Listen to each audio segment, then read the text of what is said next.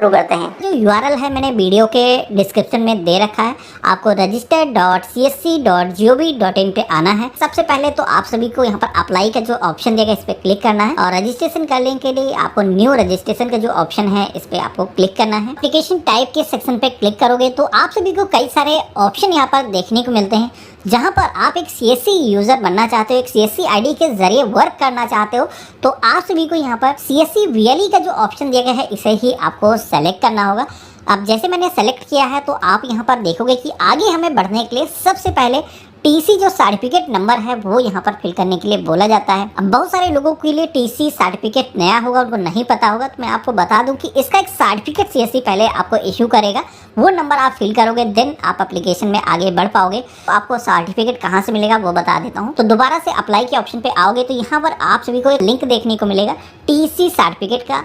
आपको first time इसी option को सेलेक्ट करना है कि CSC की तरफ से जो भी नए VLE बनते हैं उनको ट्रेनिंग दी जाती है। CSC क्या है, किस तरीके से एंटरप्रेन्योर्स वर्क करते हैं, उनके बारे में बेसिकली गाइडेंस दी जाती है। उसका एक बेसिकली आपका टेस्ट लिया जाता है, एग्ज़ाम होता है। इस एग्जाम में जब आप क्वालिफाई करते हो तभी आपकी जो CSC आईडी है वो एक्टिवेट हो पाती है। तो यहाँ पर CSC सर्टिफिकेट को इशू कराने के लिए सबसे पहले तो लॉगिन विद अस का जो ऑप्शन दिया गया है इस पे क्लिक करना है। तो यहाँ पर आप सभी को इसमें जो रजिस्टर का ऑप्शन दिया गया है इस पे ही आपको क्लिक करना है। अब यहाँ पर आप सभी को अपनी कुछ बेसिक इन्फॉर्मेशन दर्ज करनी होंगी, जिसमें कि अपना नेम, मोबाइल नंबर और यहाँ पर आप सभी को अपनी जो जीमेल आईडी है उसको फिल करना है।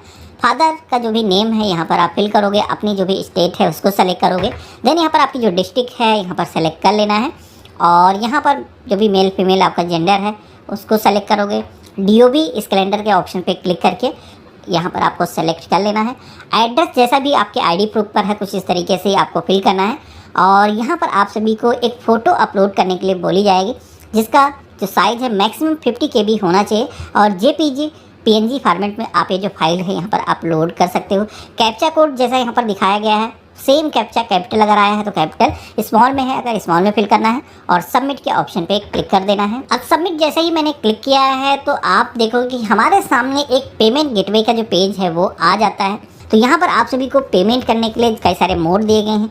आपको जिस भी मोड से आप पेमेंट करना चाहते हो वो मोड आप यहाँ पर सेलेक्ट करोगे। तो जैसे कि हम UPI से करना चाहते हैं तो यहाँ पर गूगल पे, फोन पे, जो भी आप पेमेंट मेथड यूज करोगे सेलेक्ट करोगे और यहाँ पर आप देखोगे कि हमारा जो पेमेंट है वो हो चुका है। लेकिन यहाँ पर आप देखोगे कि एक एरर पेज आ चुका है, your transaction is already exist. तो यहाँ पर इस तरीके का अगर आपको कुछ भी प्रॉब्लम फेस करना पड़ता है, जैसे कि मुझे ही फेस करना पड़ गया, तो एक टेंशन हो जाती है कि भाई हमने फीस भी पेमेंट कर दिया और यहाँ पर सक्सेस नहीं दिखा रहा। तो थोड़ा सा आप वेट करोगे तो आप सभी की ईमेल पर CSC कोर्स का जो रजिस्ट्रेशन की है एक मेल हमारे सामने आई है, जहां पर आप देखोगे कि जो इसका TC सर्टिफिकेट नंबर है वो यहाँ पर आ चुका है। इसी के साथ में जो पासवर्ड वहाँ पर एंटर करना है वो भी यहाँ पर CSC की तरफ से दिया जा चुका है और यहाँ पर URL भी दिया गया है जिस पर जाकर के आप डायरेक्टली लॉगिन कर सकते हो। तो चलिए हम अब लॉगिन के ऑप्शन पे क्लिक करेंगे, अपना जो पासवर्ड आया है वो यहाँ पर हम फिल करेंगे। तो यहाँ पर आप देखोगे कि हम पोर्टल पर लॉगिन हो चुके हैं। यहाँ पर हमारा जो फीस पेमेंट है वो सक्सेसफुली हो चुका था। तो सबसे पहले तो आप सभी को लर्निंग के सेक्शन में आना है। तो यहाँ पर आप देखोगे कि कई सारे मॉड्यूल हमारे सामने दिखाए गए हैं, जिसमें कि इसका जो ट्रेनिंग मटेरियल है आप PDF फाइल यहाँ पर डाउनलोड कर सकते हो। कई सारे इंग्लिश और हिंदी लैंग्वेज में यहाँ पर वीडियो दिए गए हैं, जिनको आप देख करके यहाँ पर स्टडी जो मटेरियल दिया गया है इसको आप देख करके एग्जाम में क्या क्या क्वेश्चन आएंगे उसके हिसाब से आप अपनी प्रिपरेशन कर सकते हो। आप सभी को इसका एक असेसमेंट सबसे पहले तो दिया जाता है कि आपने कितना स्टडी किया है। तो वो असेसमेंट जब आप क्लियर करोगे तभी आप सभी का जो एग्जाम है वो लाइव होगा। अब जैसे कि आप देखोगे कि हमारे सामने ये जो असेसमेंट है ये आ चुके हैं। हमें यहाँ पर ये जो लॉग दिखाया गया है इस पर क्लिक करना है। अब आप देखोगे कि एग्जाम स्टार्ट हो चुका है। सेम ऐसी ही विंडो एग्जाम में भी आपको लाइव होगी। उसी तरीके से आपको क्वेश्चन पिक करने हैं, उनका आंसर देना है। तो स्टार्ट एग्जाम के ऑप्शन पे क्लिक करेंगे तो यहाँ पर आप सभी को बेसिकली कुछ क्वेश्चन आते हैं जिनका सही गलत आपको आंसर देना है। एक क्वेश्चन के 4 आंसर हो सकते हैं, तो उसमें से आपको राइट जो आंसर है वो आपको चूज करना है। तो इस तरीके से आप देखोगे कि हमने एक असेसमेंट यहाँ पर कंप्लीट कर लिया है। अब असेसमेंट जैसे ही कंप्लीट होगा तो कंप्लीट होते ही आप लॉग आउट हो जाओगे। देन आपको सेकंड असेसमेंट देने के लिए लॉगिन करना है और उसी तरीके से जो जो क्वेश्चन आते हैं आपको यहाँ पर चूज करना है। तो यहाँ पर आप देखोगे कि हमारा सेकंड भी असेसमेंट यहाँ पर कंप्लीट हो चुका है और जितने भी असेसमेंट आप कंप्लीट करोगे इस तरीके से पूरा का पूरा पेज यहाँ पर आता जाएगा।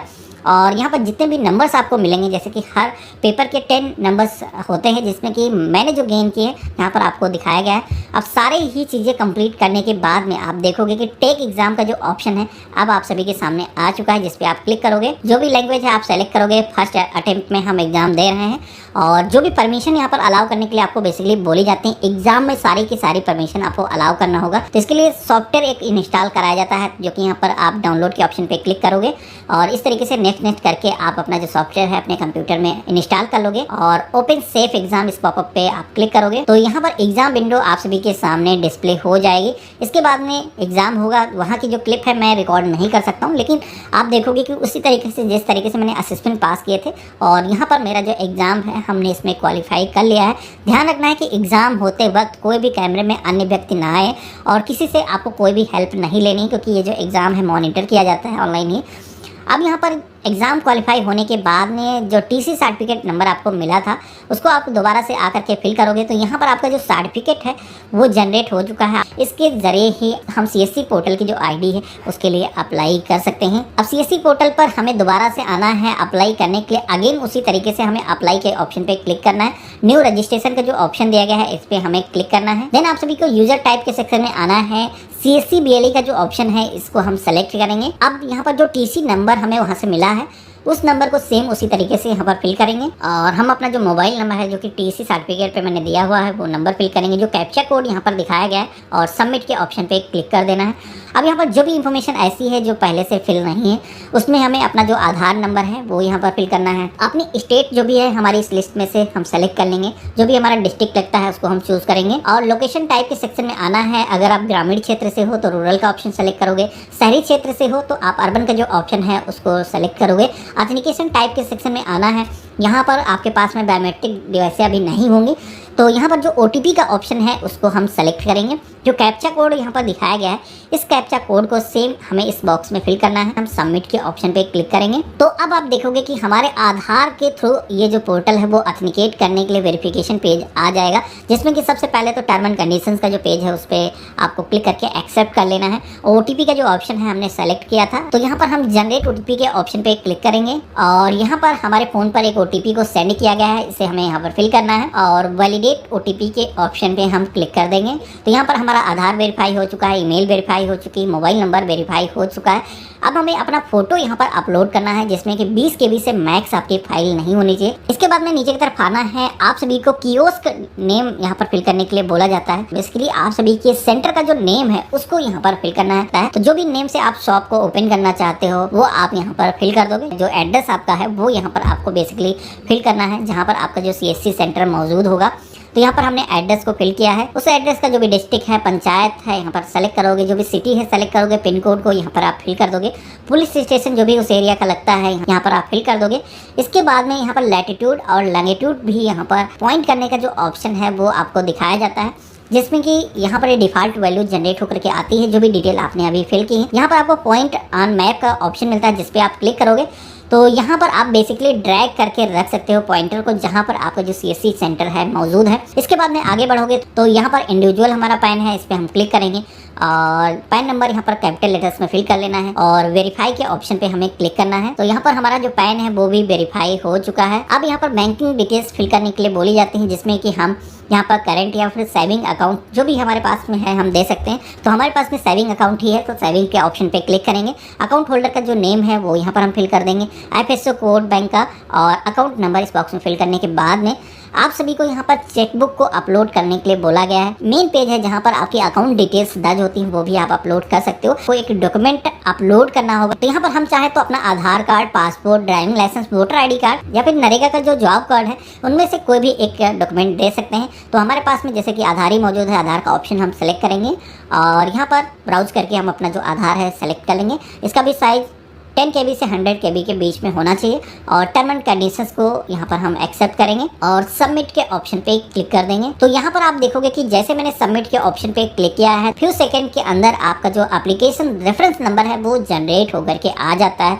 लेकिन यहाँ पर CSC ID अभी इसमें अप्रूवल की ज़रूरत होगी। सबसे पहले तो ये जो फॉर्म है इसको आपको प्रिंट का जो ऑप्शन दिया गया है इस पर क्लिक करके डाउनलोड कर लेना है। आधार कार्ड बैंक पासबुक और कैंसिल चेक, और जो यहाँ से एप्लीकेशन फॉर्म आपका डाउनलोड हुआ है उसके साथ में आपको एक फ़ोटो भी अटैच कर देना है।